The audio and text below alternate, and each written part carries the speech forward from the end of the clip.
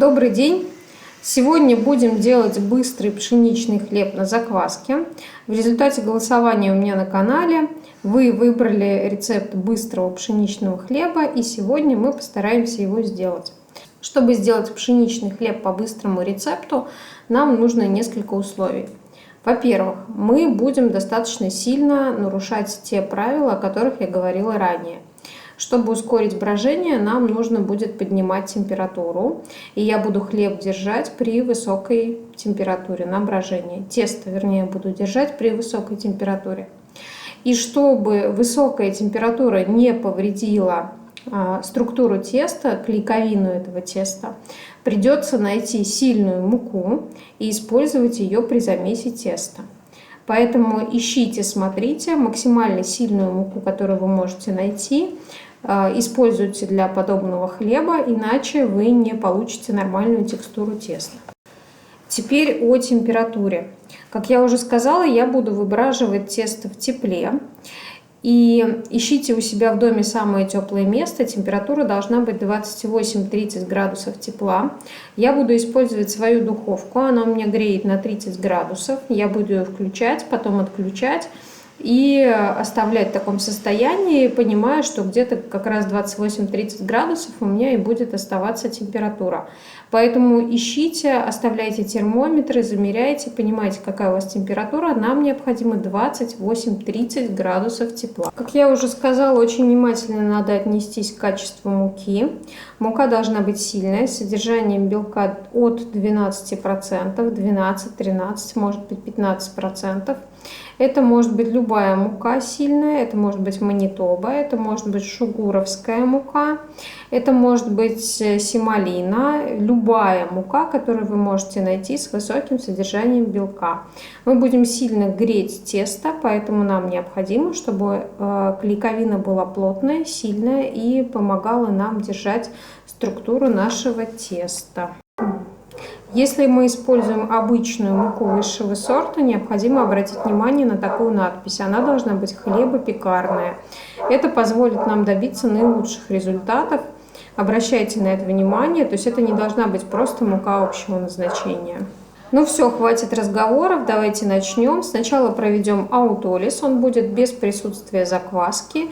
И засекаем время, чтобы потом понять, сколько же займет у нас все приготовление этого хлеба. Начнем с муки, смешаем муку с водой и проведем аутолиз в течение 30 минут.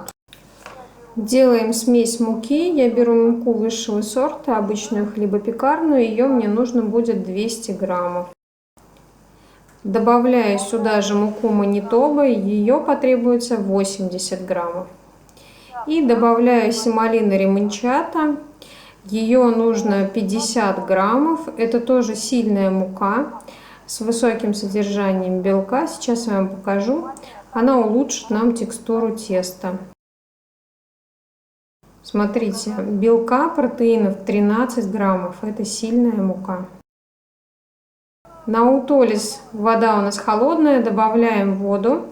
Воды потребуется 255 граммов. Добавили воду, и теперь надо очень быстро смешать шпателем. Быстро, потому что мы решили делать быстрый хлеб, и у нас не должно быть задержек. При помощи шпателя перемешиваем муку с водой и оставляем на 30 минут на аутолиз. Накрываем пленкой и оставляем при обычной комнатной температуре. Аутолиз нашего быстрого теста прошел. Сейчас я добавлю закваску. Такая активная у меня закваска. Ее нужно 65 граммов. И добавляю 7 граммов соли. И теперь смешаем все вместе. Сначала надо вымесить все в миске, а потом переходим на стол и отбиваем. При отбивании мы придаем тесту гладкость, однородность и развиваем его клейковину. Тесто влажное. Отбиваем буквально минут 5. Смотрите, как оно моментально собирается. Очень быстро становится гладким. Вот уже поверхность какая отличная. Это значит, что выбранная композиция муки у нас правильно работает. Сейчас вмесится соль, тесто перестанет делиться на слои, станет однородным, и мы ставим его на брожение.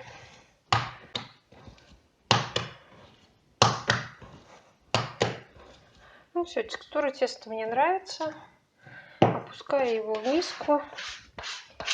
И сейчас мы начинаем нарушать все правила. Я уже включила духовку, подогрела до 30 градусов. И сейчас я отправляю это тесто туда на полчаса. После этого будем продолжать замес. Тесто на быстрый хлеб провело 30 минут в тепле. И сейчас необходимо провести одну интересную операцию для развития клейковины. Я сейчас смочу стол, чтобы у меня тесто не липло. Выкладываю его на стол. И буду выполнять ламинирование.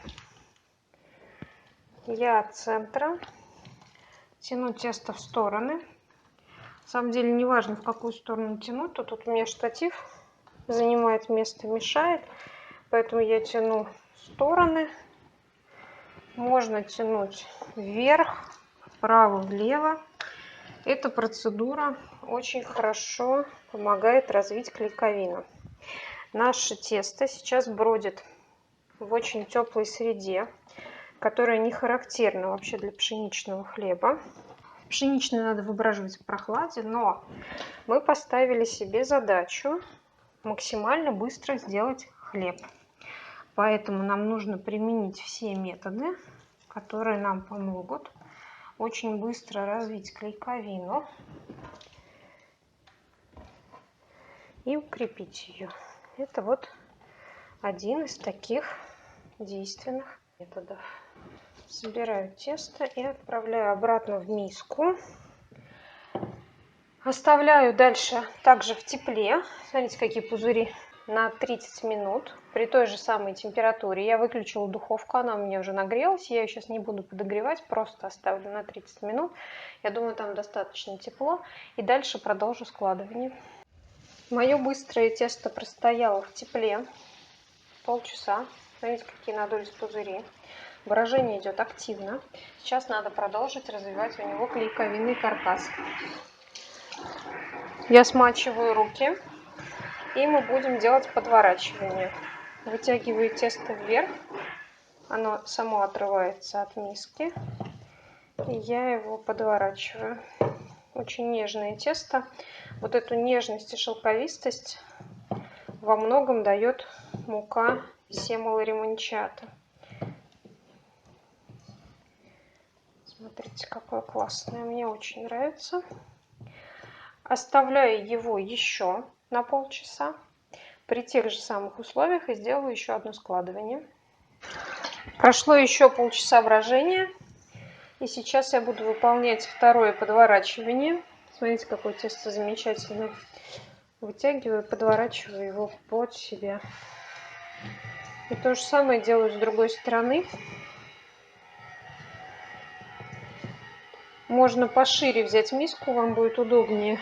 Но я уже не захотела перекладывать. И с двух сторон других. И сейчас я отправлю тесто снова туда же в тепло. Хорошие пузыри на поверхности, хорошо оно бродит. На тепло отправляю на час, и потом уже приступим к формовке. Тесто на быстрый хлеб у меня выбродило. В общей сложности бродило оно 2 часа всего лишь. И сейчас я буду его формовать. Тесто достаточно жидкое. Чтобы его хорошо заформовать, я посыплю поверхность семалиной. Причем можете не жалеть семалины, прям так щедро насыпаем. И я буду использовать пластиковый шпатель, чтобы помочь себе в формовке. Посмотрим, как тесто выйдет.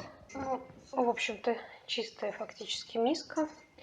Охотно оно выходит из миски. Значит, хорошо выбродило. Я сейчас себе в формовке буду помогать шпателем. Так гораздо проще приподнимать тесто, когда оно такое влажное.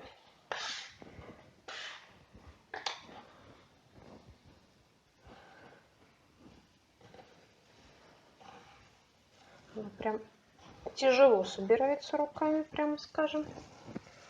Кладу на расстойку. И расстойку я буду проводить в холоде. Мы уже достаточно перегрели тесто. В холоде простоит у меня моя заготовка 2 часа. После этого буду выпекать в своем любимом чугунном казане. Поэтому после примерно часа 20 минут расстойки я поставлю греться казан. И через 2 часа расстойки он мне же готовый будет, нагретый, и я смогу начать печь. Убираю на 2 часа в холодильник. Накрываю обязательно пленкой. Сейчас еще присыплю сверху семалиной, чтобы мне не прилипла пленочка. Все, накрываю, убираю в холод. Расстоялся наш хлеб. Сейчас его нужно высадить в духовку. Духовка у меня греется на 250 градусов вместе с казаном уже 40 минут. И сейчас я пересажу хлеб в духовку. Опрокидываю на пекарскую бумагу и аккуратно снимаю. Сейчас выполняю быстрый надрез. Выключаю камеру, потому что нет возможности контролировать и съемку, и посадку в печь. Сажаю в очень горячую духовку. Разрез делаем под углом. Все, отправляю. Я только что вынула хлеб из духовки. Он очень горячий. Смотрите, какой красивый, румяный. Хорошо, равномерно пропеченный, карамелизированный, с тонкой корочкой. Тяжело его держать, очень горячий. Конечно, он немного подрасплылся. Сказалось наше теплое брожение, но тем не менее он красивый, он мне нравится. Я думаю, он вкусный, и у него очень красивый мякиш. Что-то мне подсказывает. Наш быстрый хлеб остыл. Я не стала ждать, как обычно, несколько часов. Прошло около 45 минут. Я хочу его разрезать и посмотреть, какой он внутри. Вот такой замечательный хлеб. Очень воздушный, пористый, очень ароматный. Мне нравится его качество. Несмотря на то, что он слегка расплылся, немного у нас пошел вширь, а не ввысь. Пахнет он прекрасно. Конечно, за счет того, что он бродил при высокой температуре, он не так хорошо поднялся и раскрылся, как мог бы. Но при этом это очень вкусный, достойный и приятный хлебушек. Подписывайтесь на мой канал, задавайте вопросы, будем печь и испечем с вами много всего интересного.